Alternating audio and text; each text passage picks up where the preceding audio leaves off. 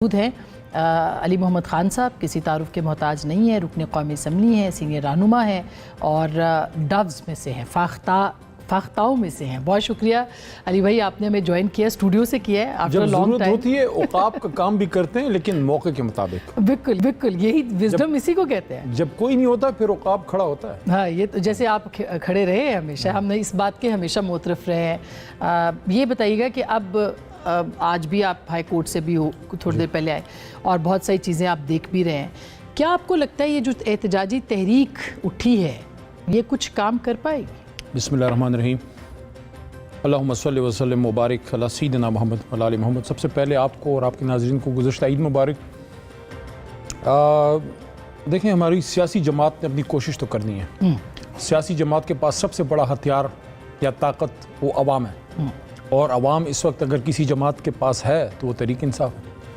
پرامن طور پہ اگر آپ عوام کو نکالتے ہیں اور اپنا موقف سامنے رکھتے ہیں، اور لوگ کہتے ہیں نا کہ اگر آپ فرض کریں 10 لاکھ بندہ نکال لیں گے تو کیا عدالت بیل دے گی؟ نہیں، عدالت ان چیزوں پہ بیل نہیں دیتی، لیکن ان چیزوں کا اثر ہوتا ہے، قوم کے نکلنے کا اثر ہوتا ہے۔ تو یہ ایک کاوش ہے، ایک کوشش ہے، اور جس طرح ہم نے اندیا دیا تھا کہ چھوٹی عید کے بعد انشاءاللہ ہم نکلیں گے، تو اس کا سٹارٹ ہو گیا ہے۔ ہوپ فلی میں پر امید ہوں بحثی سیاسی کارکن کے کہ بڑی عید سے پہلے انشاءاللہ خان صاحب اور اسیران نکلیں گے، اور وہ جب نکلتے ہیں بات آگے بڑھتی ہے تاکہ ملک ایک طرف لگے۔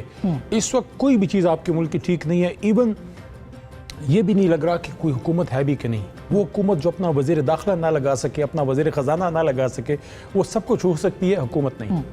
لیکن آپ اتنے پر امید کیوں ہیں؟ مثلا ابھی ان کے 190 ملین پاؤنڈ کیس بھی ہے، دیگر کیسز بھی ہیں، تو آپ کو اتنا یقین کیوں ہے کہ خان صاحب باہر آ جائیں گے؟ کیونکہ ان پہ کیسز سارے غلط ہیں، ان کے کیسز میں دم ہی نہیں ہے۔ دیکھیں، نہ لیگلی یہ چیزیں سٹینڈ کر سکتی ہیں، اور پولیٹیکلی تو ہے ہی نہیں۔ پولیٹیکلی آپ ایک حد تک برداشت کر سکتے تھے سسٹم کہ ان کو 8 فروری تک آپ نے رکھا کہ کسی بھی صورت میں قوم کا سب سے بڑا لیڈر باہر نہ نکلے، لیکن اب تو ایک ایک دن یہ تو جن پہ بوجھ ہے ان سے پوچھے نا کہ عمران خان سے ایک آدمی تو نہیں ہے۔ جو ایک زمانے میں بھٹو صاحب نے ایک دفعہ بات کی تھی، وہ ایک تاریخ کا سٹوڈنٹ ہوں میں چیزیں دیکھتا ہوں، تو ایک دفعہ انہوں نے ایک بات کی تھی نا کہ قوم کے سامنے کہ تم بھٹو ہو، ذوالفقار علی بھٹو ایک نہیں ہے۔ ہر دور میں جو پاپولر لیڈر ہوتا ہے، ہر دور میں وہ ایک نہیں ہوتا۔ ایک زمانے میں بے نظیر تھی، بے نظیر صاحبہ جو شہید ہیں، میں بچپن میں تو سمجھ نہیں آئی کیونکہ ہم اس وقت ینگ تھے، اسٹوڈنٹ تھے جب وہ پہلی بار پی ایم بنی، جو ان کے بارے میں ایک بات ہوتی تھی کہ چاروں صوبوں کی زنجیر بے نظیر۔ یہ ایسی نہیں تھی کوئی بات، وہ پورے قوم کو کھٹا کر سکتی تھی۔ یہ موقع میاں صاحب کو ملا، میں سمجھتا ہوں میاں صاحب کو موقع ارلی 90s میں ملا، 13 میں بھی ملا، لیکن بدقسمتی سے وہ اس طرح سے he could not stand true to his potential یا whatever۔ لیکن میاں صاحب اس طرح رائز نہیں کر سکے ٹاورنگ فگر کے طور پہ کہ پورا ملک ان کو اون کرے۔ میں ویسے تاریخ کے طالب علم کے اگر آپ میرے سے پوچھیں تو شاید قائد اعظم کے بعد 2-3 ایسے لیڈر ہیں جس کو پورے ملک نے مانا ہے، یا بھٹو صاحب تھے، یا بے نظیر صاحبہ، یا اب خان صاحب۔ تو خان صاحب وہ آدمی ہے جو پورے ملک کو اکٹھا کر سکتا ہے، تو پورا ملک اس کے پیچھے کھڑا ہے۔ تو ایک آدمی کو اس پہ میں بات کرنا چاہتی ہوں، ایک آدمی کو آپ نے جیل میں نہیں ڈالا، یہ 25 کروڑ کو آپ نے جیل میں رکھا۔ لیکن بہت ساری غلطیاں خان صاحب سے ہوئیں، بہت ساری ایسے فیصلے، انسان ہے مگر وہ اس کو تسلیم نہیں کرتے۔ اگر وہ غلطیاں نہ ہوتی تو خان صاحب شاید اس وقت بھی پرائم منسٹر پاکستان ہوتے۔ وہ کیا غلطیاں ہیں؟ جیل میں ہے، جیل بہت بڑی۔ دیکھیں، یوسف علیہ السلام جیل میں رہے، حضور نبی کریم صلی اللہ علیہ وسلم شیب ابی طالب میں رہے، اور اہل بیت وہ بھی ایک جیل ہی تھی جدھر سے وہ گزرے، اور جو کوفیوں سے سامنا ہوا۔ ہم سب مسلمان بعثت فکر، ہم سب حسینی ہیں۔ تو جب آپ جیل میں ہوتے ہیں، میں نے بھی کچھ اسیری کے دن گزارے، بہت سی چیزیں آپ ریئلائز کرتے ہیں، آپ کو اپنی غلطیاں بھی ریئلائز ہوتی ہیں، اور وہ چیزیں بھی جو آپ کی اسٹرینگتھ ہیں، اور آپ کو اپنے اچھے اور اپنے اور پرائے کا بھی پتہ لگتا ہے۔ میں سمجھتا ہوں خان صاحب جب اس سے نکلیں گے اسیری سے، ہو سکتا ہے کہ وہ اور بھی آپ ان کو وہ عمران خان دیکھیں جو قوم کو دیکھنا چاہتی ہے۔ آپ تو ان سے ملتے ہیں کہ آپ کو لگتا ہے ان کے اندر کوئی تبدیلی آئی ہے؟ کیونکہ آپ ان سے ملتے رہتے ہیں۔ 2 دفعہ ملا ہوں میں۔ تو آپ کو لگتا ہے کوئی تبدیلی آئی ہے ان کے اندر؟ میرے خیال میں صبر آیا بہت، برداشت تو پہلے بھی تھی۔ لوگوں کا کانسیپٹ ان کے بارے میں عجیب سا ہے، میں سمجھتا ہوں شاید اور بڑے پولیٹیکل لیڈرز اپنی جماعتوں کے جو لیڈرز ہیں، شاید وہ اتنی تنقید نہ برداشت کرتے ہوں. خان صاحب نے تو ہمیشہ ایک ہیلدی ڈیبیٹ ہونے دی ہے. کابینہ بھی ہوتی تھی اور ہماری پارٹی کے اندر بھی ہوتی تھی. ہم کور کمیٹی میں بڑی ڈیبیٹ کرتے تھے. خان صاحب سے آرگومنٹ میں خود کرتا تھا آرگومنٹس. یہ جو کسی کا کانسیپٹ ہے کہ خان صاحب کہتے ہیں اور سب فالن ہو جاتے ہیں, ایسا نہیں ہے.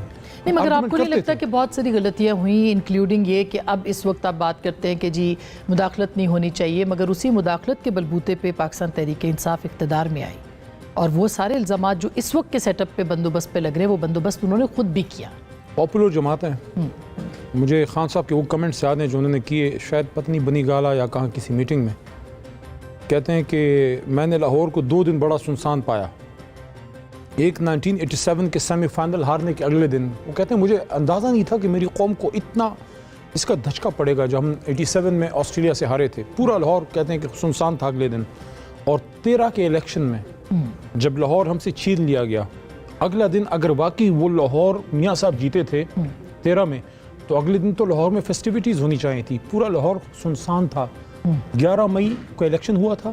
مجھے 11 مئی اس لیے یاد ہے کہ 11 مئی کو میرا پہلی دفعہ میں MNA بنا اور 11 مئی کو ہی میں گرفتار ہوا. جیل میں جا کے اکثر سوچتا تھا کہ اللہ نے کیسے مجھے میسج دیا ہے کہ اس دن تمہیں MNA بھی بنا سکتا ہوں, اسی دن تمہیں وکیل کے یونیفارم میں سپریم کورٹ کے سامنے تمہیں گرفتار بھی کرا سکتا ہوں. 12 مئی کا دن تھا جب لاہور سنسان تھا. کیوں سنسان تھا؟ ہمارا مینڈیٹ چوری کیا گیا. جہاں تک اسٹیبلشمنٹ کی بات ہے, دیکھیے یہ فیکٹرز ہر حکومت کے ساتھ رہے ہیں. میں آل بی ریئلسٹک. آپ کیا سمجھتی ہیں کہ بے نظیر صاحبہ, ابھی کی میں نہیں بات کرتا, بے نظیر صاحبہ جب 88 میں آئیں, کیوں ان کو صاحبزادہ یعقوب کو لینا پڑا؟ وہ کہتی نا کہ نہیں لیتی. تو کمپرومائزز کرنے پڑے نا, اور آپ نے تو بہت زیادہ کمپرومائزز کی.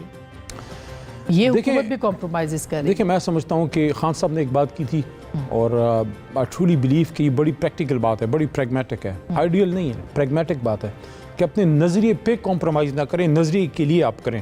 تو کچھ اگر کمپرومائزز ہم سے ہوئے ہیں, یعنی کہ آج اگر آپ وہ انگریزی میں کہتے ہیں نا کہ it's always easy to be wiser in the hindsight سائٹ, کہ آپ 10 سال بعد کہیں کہ یہ تو نہیں ہونا چاہیے تھا, وہ تو ہر کوئی سمجھدار ہو جاتا ہے. ابھی آپ دیکھیں فیض آباد کمیشن رپورٹ آئی ہے اور آپ نے دیکھا کہ اس کے اندر جنرل باجوہ, جنرل فیض پیش نہیں ہوئے کمیشن کے سامنے. 1 سائیڈڈ رپورٹ آ گئی, پنجاب حکومت کو ذمہ دار قرار دے دیا, سیاسی لوگوں کو. آپ کا خیال نہیں ہے کہ یہ سب ظاہر ہے کہ ایک بینیفیشری تو اس وقت پاکستان تحریک انصاف تھی ساری چیز کے لیے, ان کا احتساب کیوں نہیں ہو سکتا, ان کو کیوں نہیں پیش کیا جا سکتا کمیشنوں کے سامنے؟ دیکھیں آج اگر عمران خان صاحب دوبارہ اقتدار میں آتے ہیں, جو ان کو آنا چاہیے, میرے خیال میں 2018 والی اگر پوزیشن ہو, ویسے تو 2/3 قوم نے ہمیں دے دیا ہے. اب وہ فارم 47 پہ نظر نہیں آ رہا, وہ سب کو پتہ ہے کہ کیا ہوا. لیکن اگر بالفرض محال for the sake of the argument 2018 والی پوزیشن ہے اور ہم 2/3 پہ نہیں ہے, سمپل میجورٹی ہے, اور ہمیں کچھ اس طرح کی ارینجمنٹس کرنی پڑتی ہیں جس طرح 18 میں ہم نے کی, میرے خیال میں خان صاحب اب نہیں کریں گے. اب نہیں کریں گے؟ نہیں, اسٹیبلشمنٹ سے بات نہیں کریں گے. نہیں, وہ کمپرومائز نہیں کریں گے اقتدار میں آنے کے لیے. اب اپنی اسٹرنگتھ پہ آئیں گے. ابھی وہ آ سکتے تھے, اپوزیشن میں بیٹھیں گے. ابھی وہ حکومت بنا سکتے تھے. میں ایک چھوٹی سی بریک لے لوں, بریک کے بعد اس پہ بات کروں. ایک چھوٹی سی بریک کے بعد کیوں خان صاحب نے نہیں بنائی اور کس طرح سے ان کی رہائی ہو سکتی ہے اگر وہ بات چیت نہیں کرتے سیاسی جماعتوں کے ساتھ, گفتگو کریں گے بریک کے بعد.